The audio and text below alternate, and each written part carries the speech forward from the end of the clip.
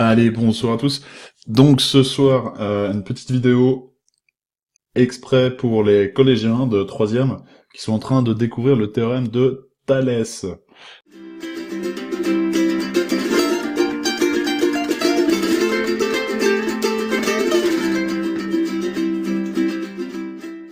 Alors, ce que je vais vous donner ici, c'est une méthode pour écrire les rapports du théorème de Thalès à chaque fois correct, sans se planter. Alors, ce que je vous invite à faire premièrement, donc dans une situation de Thalès, premièrement, c'est de repérer les droites qui sont dites séquentes. Alors, j'en fais une ici en rouge. La première séquente, elle est en rouge. Et la deuxième séquence, je vais la faire en violet. Tiens. Hop. Donc on a deux séquences ici, il y en a une en rouge, il y en a une en violet.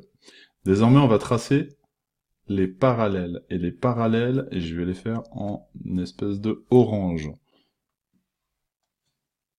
Donc on a bien deux séquentes et deux parallèles. Alors, pour les séquentes, ce qu'on va faire, on va noter le point d'intersection des deux séquentes, et puis on va finir de nommer les points. On va nommer comme ça, je sais pas, A, B, C. Et ici, D et E.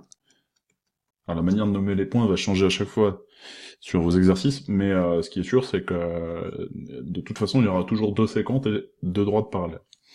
Alors, une fois qu'on a identifié les séquentes, ce qu'on va faire désormais, c'est d'identifier les triangles. Ce qui est important à bien remarquer, c'est qu'ils ont chacun le même sommet, tout simplement. Donc je vais ici mettre un triangle, hop, moi je vais le mettre en vert, et je vais mettre un autre triangle, cette fois en bleu.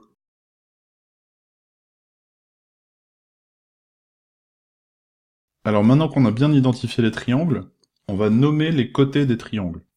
On va commencer par le triangle bleu. Du coup, j'utilise un stylo bleu. Alors on a premièrement le côté AD, on a le côté AE, et enfin on a le côté DE.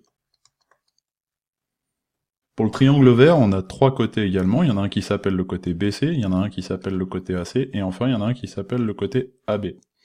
Et désormais, ce que je vais faire, je vais les entourer selon la droite à laquelle appartiennent ces côtés. Par exemple, le côté AB, il appartient à la séquente violette. Donc je l'entoure en violet. Et je vais faire pareil avec le côté AE du triangle bleu, qui appartient également à la séquente violette.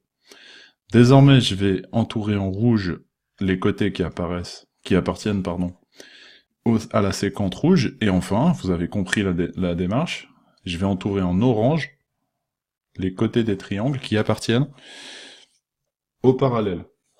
Et enfin, pour écrire les rapports de longueur, ça va être très simple, il va suffire désormais de faire 6 ronds de la bonne couleur. Alors tiens, moi je vais commencer par la séquence violette, je vais faire 2 ronds pour la séquence violette, ensuite 2 ronds rouges pour la séquence rouge, forcément. Enfin, je vais faire 2 ronds pour la séquence orange. Et pour terminer, je vais remplir les noms des côtés des triangles dans les cercles de la couleur correspondante. Mais par contre, cette fois, en ligne. Donc c'est-à-dire qu'ici, je vais mettre le côté AB, c'est celui qui est dans le violet. Dans le côté rouge, il y a le côté AC, et dans le côté orange, il y a le côté BC. Ensuite, si on regarde le triangle bleu, dans le côté rouge, il y a le côté AD, dans le cercle rouge, il y a le côté AD, dans le cercle violet, il y a le côté AE, et dans le cercle jaune, il y a le côté DE. Et enfin, pour terminer le tout, je vais tracer mes rapports de longueur. Ces rapports de longueur sont égaux à partir du moment où la droite BC et la droite DE sont bien parallèles. Et ce que je vais faire, je vais effacer les cercles parce qu'ils ne servent à rien.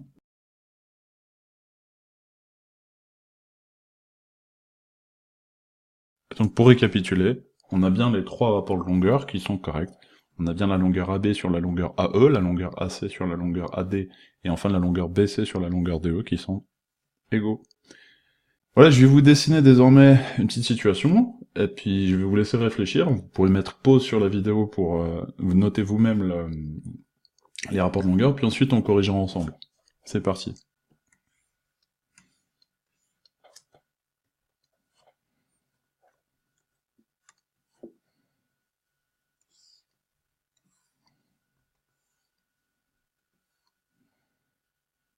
Allez, on va identifier les codes. Donc la première séquence, elle est là.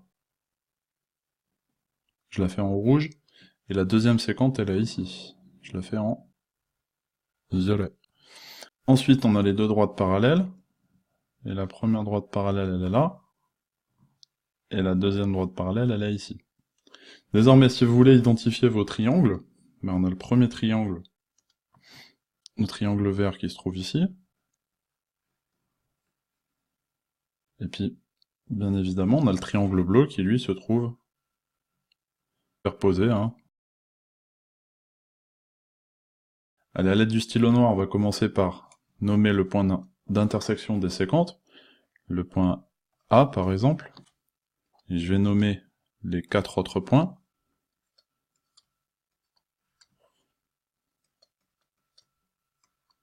Et puis on va prendre le stylo bleu pour nommer les 3 côtés du triangle bleu, forcément.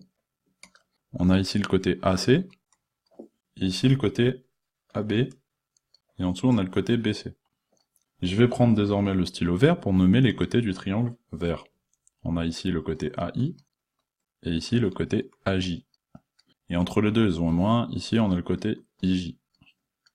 Ok, on a bien les 3 côtés du triangle, ainsi que les 3 côtés du triangle bleu, ainsi que les 3 côtés du triangle vert. Désormais, on va entourer les côtés selon la couleur de la droite à laquelle ils appartiennent. On va commencer par la séquente rouge, et du coup pour la séquente rouge, il y a le côté AI, il y a le côté AB également. Donc pour la séquente violette, on a le côté AJ, et enfin on a le côté AC.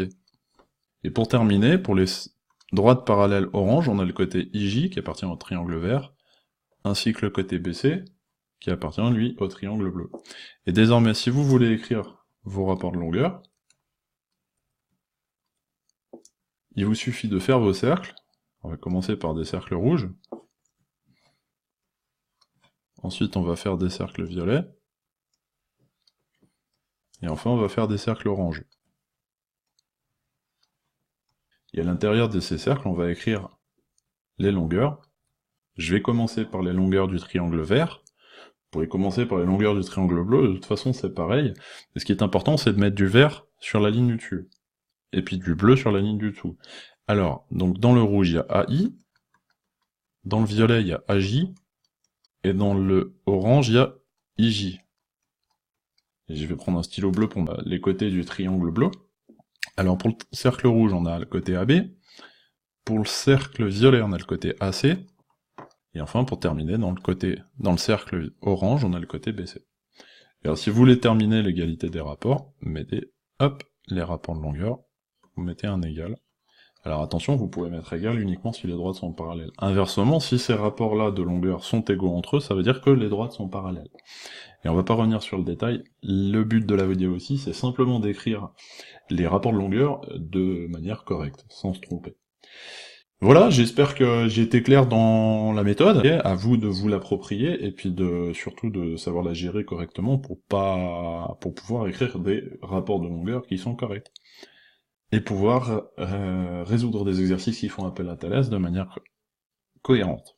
Merci de m'avoir suivi, je vous rappelle de laisser un pouce vert, si la vidéo vous a plu, n'hésitez pas à poser vos questions en commentaire éventuellement, et enfin de partager la vidéo si celle-ci vous a servi à comprendre un petit peu mieux la notion abordée dans le sujet. À bientôt, au revoir.